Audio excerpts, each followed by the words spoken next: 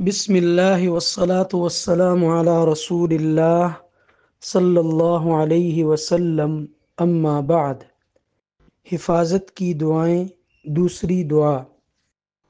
اللہم انی اعوذ بک من شر ما عملت ومن شر ما لم اعمل۔ اس دعا کا ترجمہ ہے: اے اللہ، بے شک میں تیری پناہ مانگتا ہوں اس چیز کے شر سے جو میں نے کیا اور اس چیز کے شر سے جو میں نے نہیں کیا۔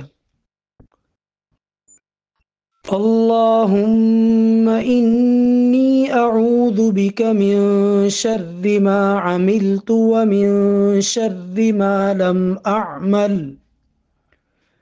اللہم انی اعوذ بک من شر ما عملت ومن شر